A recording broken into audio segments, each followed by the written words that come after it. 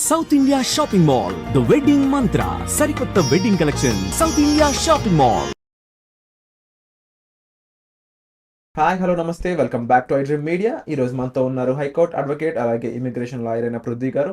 So ముఖ్యంగా వార్కి సంబంధించి Pakistan India మధ్య చాలా రకాల ఒప్పందాలు అయితే జరుగుతూ వస్తున్నాయి, ఇప్పుడు కూడా జరిగాయి. అయితే కాల్పుల విరమణ అనంతరం ఇప్పుడు పాకిస్తాన్ తన దేశంలో చేస్తున్న స్టేట్మెంట్స్ ఏంటి అంటే, పాకిస్తాన్ ఈ వార్ గెలిచింది, పాకిస్తాన్ ఇండియాని ఓటమి పాలు చేసింది, పాకిస్తాన్ శక్తివంతమైన కంట్రీ అని చెప్పేసి, ఇంక్లూడింగ్ అక్కడ ఫేమస్ క్రికెటర్ అయిన షాహిద్ అఫ్రిది కూడా ఒక ర్యాలీ చేపట్టడం అయితే మనం చూడొచ్చు, అబ్జర్వ్ చేయొచ్చు.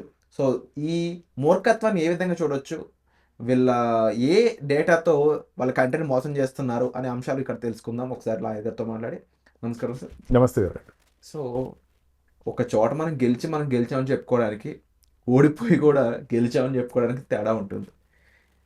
ఇదేం మనసులు గెలిచిన యుద్ధం అయితే కాదు, చేసిందే ఒక రాంగ్ వర్క్ అని చెప్పొచ్చు.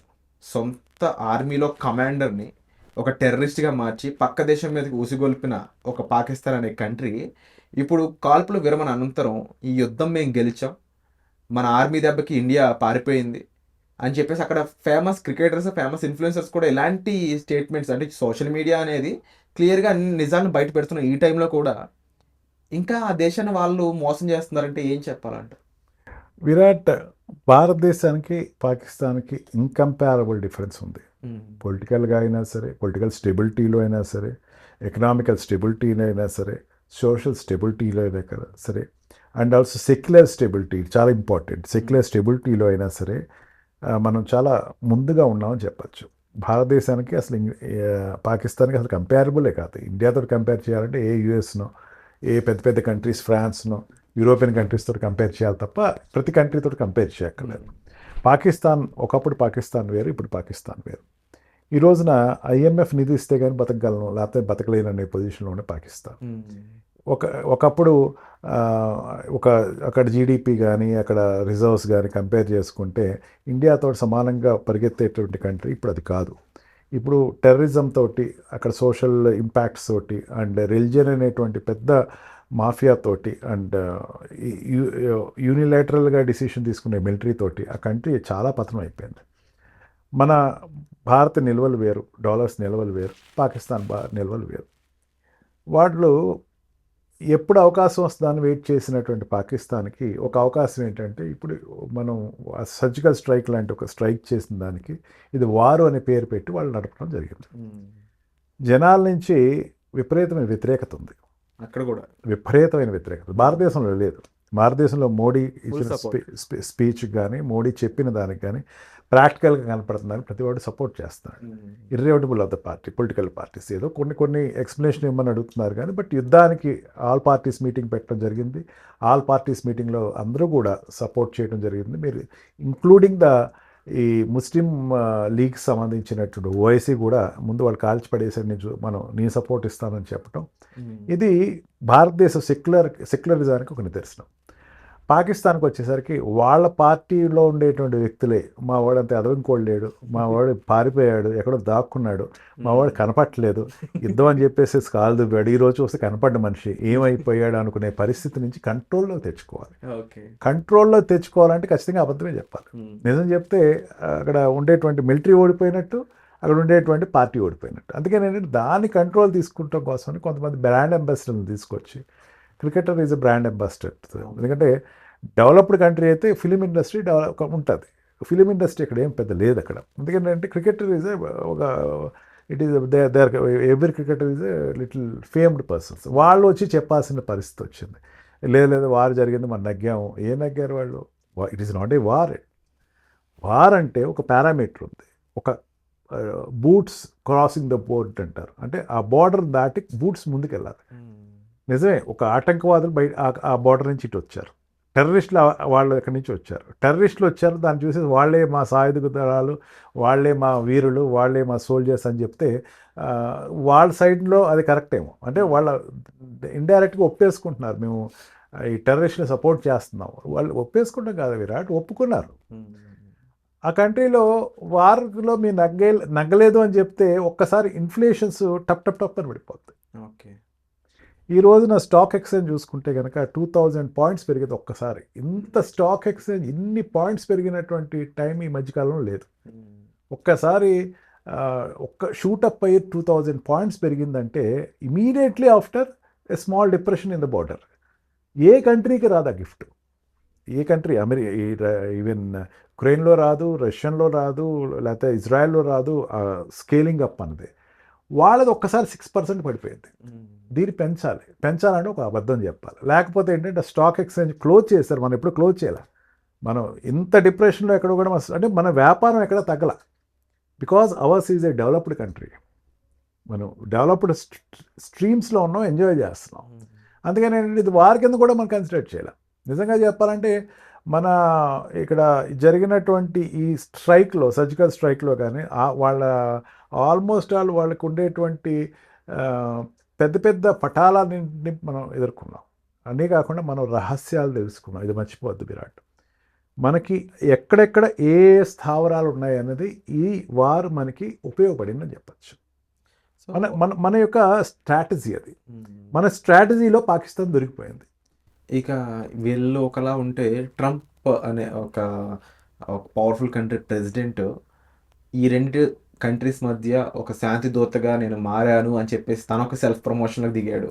దాన్ని ఏ విధంగా చూడొచ్చు? ఇవాళ దాన్ని ఖండించడం జరిగింది. ఎస్టర్డే మన ఎక్స్టర్నల్ అఫైర్స్ మినిస్టర్ దాన్ని ఖండించడం, అందరు సలహాలు చెప్పారు.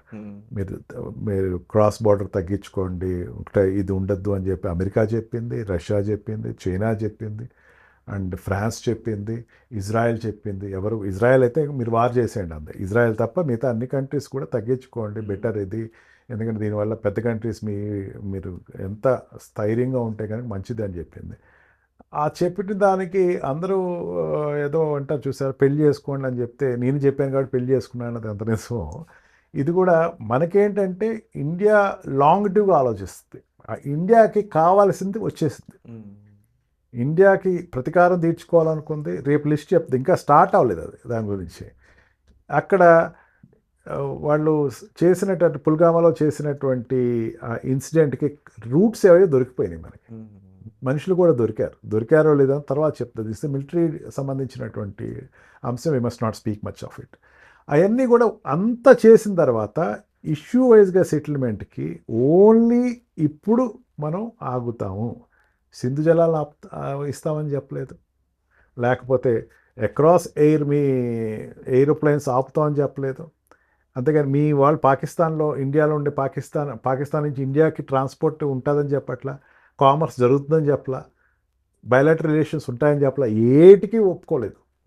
దేనికి ఒప్పుకోకుండా కేవలం ఇప్పుడు ఉండేటువంటి సిచ్యువేషన్ ఆపుదాం. దానికి ఏ లెవెల్, మిలిటరీలో ఉండేటువంటి లో లెవెల్ పీపుల్లో సెటిల్ చేశారు. నో ఎక్స్టర్నల్ అఫైర్స్ మినిస్టర్ కూర్చోలేదు, ఎంబసీ స్థాయిలో సెటిల్ అవ్వలేదు, ప్రైమ్ మినిస్టర్ ద్వారా సెటిల్ అవ్వలేదు. ఇద్దరు ప్రైమ్ మినిస్టర్ ఎవరు కూర్చోలేదు అక్కడ. కేవలం ఏంటంటే ఒక మిలిటరీ ఆఫీసర్ సెటిల్ చేసి ఓకే ఇక్కడ ఆపేద్దాము, ఇక్కడ మనం వార్ చేసుకోవద్దు అని ఒక లో లెవెల్ ఎస్టాబ్లిష్మెంట్లో జరిగినటువంటి సెటిల్మెంట్. దీన్ని వార్ కింద కన్సిడర్ చేస్తే కనుక వాళ్ళు వార్ కింద కన్సిడర్ చేస్తారు, ఎందుకంటే ఇంకో బతుకులేదు వాళ్ళకి. అమెరికా తీసుకునేటప్పుడు దాని కాల్ తీసుకుంది, నో డౌట్. నేను దీంట్లో సక్సెస్ అయ్యానని చెప్పింది. ఎందుకంటే నెక్స్ట్ ఇది సక్సెస్ అయిందని చెప్పకపోతే అక్కడ యుక్రెయిన్కి రష్యా దాంట్లో ఇప్పుడు వెళ్ళి అక్కడికి ఇంటర్ఫియర్ అవ్వాలి. యుక్రెయిన్ ప్రెసిడెంట్కి గట్టిగా వార్నింగ్, అందరూ చూశారు ప్రెసిడెంట్ తోటి ఎట్లాగా ప్రవర్తించాడు, ఇదంతా చూశారు. అక్కడ ఉండేటువంటి ప్రెసిడెంట్ అండ్ అమెరికాకి రష్యాకి ఉక్రెయిన్కి సంబంధించినటువంటి ఆ బయలాటరల్ రిలేషన్స్లో కూర్చోవాలంటే నేను ఒక విజయం చూపించాలి కాబట్టి దీని ఏదో చూపించుకున్నాడు. ఎవరి కాళ్ళు they are doing their what we call ఇది నాది అని కీర్తి తెచ్చుకుంటారు. ఇప్పటి వరకు నిన్న ప్రైమ్ మినిస్టర్ ఇచ్చిన స్పీచ్లో ఎక్కడ అమెరికా వచ్చింది ఇంటర్ఫియర్ అవుతుందని చెప్పలేదు. అండ్ ప్రైమ్ మినిస్టర్ ఇప్పటివరకు యుద్ధం కింద కూడా దీన్ని చూపించలేదు, అయిపోయింది ఏదో వచ్చింది, బట్ వీ సక్సీడెడ్ ఇట్ అని చెప్పి చాలా క్లియర్గా చెప్పాడు. ఆన్ రోల్స్ అన్నీ చూసుకుంటే కనుక India got succeeded it it. మన స్థావరాలు తెలిసినాయి, పాకిస్తాన్లో ఎక్కడెక్కడ ఏ స్థావరాలు ఉన్నాయో, పిఓకేలో ఎక్కడెక్కడ స్థావరాలు ఉన్నాయో మనకి ఈ వాట్ వి కాల్ ఈ స్ట్రైక్ ద్వారా అర్థమైందనమాట. ఓకే ఎక్కడెక్కడ ఉన్నాయి, మన డ్రోన్స్ అన్నీ బాగా పనిచేసినాయి, మన వాట్ వి కాల్ శాటిలైట్స్ బాగా పనిచేసినాయి, ఓకే ఎక్కడ ఏ ఉన్నాయని మనకు తెలిసింది. నెక్స్ట్ టైం కనుక ఏదైనా మళ్ళీ ఇటువంటి పరిస్థితి వస్తే పాకిస్తాన్ లేవలేని దెబ్బ ఒకటి కొట్టేటువంటి పరిస్థితికి మనకి మంచి ప్లాట్ఫామ్ దొరికిందని చెప్పచ్చు. Wonderful sir. అండ్ డెఫినెట్లీ ఇప్పుడు జరిగిన ఈ ఇన్సిడెంట్ అనేది ప్రతి ఒక్కరు కూడా ఐ ఓపెనింగ్ అని చెప్పడంలో ఎటువంటి డౌట్ లేదు. బట్ అగైన్ మన స్ట్రెంత్ అనేది మనం ఆల్ ది కంట్రీస్, అన్ని కంట్రీస్ కూడా మనం ప్రూవ్ చేయడం జరిగింది, వరల్డ్ కంట్రీస్కి. డెఫినెట్లీ ఈ అంశంపై మీ అభిప్రాయాన్ని కూడా కామెంట్ సెక్షన్లో మెన్షన్ చేయండి. Thank you so much. నిజంగా ప్రస్తుతం ఉన్నటువంటి సమాజం దేనికి ప్రయారిటీ ఇస్తుంది? ఆర్థిక సంబంధాల చుట్టూ మాత్రమే తిరుగుతోంది. మళ్ళీ ఎన్నికలంగానే చాలా విరక్తి కలుగుతున్నాం. మంచి అనిపిస్తుంది కదా, లేడీస్ కూడా ఛాలెంజింగ్ జాబ్స్ చేసినప్పుడు చాలా బాగుంటది. ట్రాఫిక్ అసిస్టెంట్స్ గా నియమించిన ట్రాన్స్జెండర్స్ అందరితో సాల్యూట్ చేయించుకుంటున్నారు. ఫుడ్ డెలివరీ ఇవ్వటానికి వెళ్ళినటువంటి డెలివరీ బాయ్ అనిల్ పై కళ్ళ ముందు పెళ్ళండి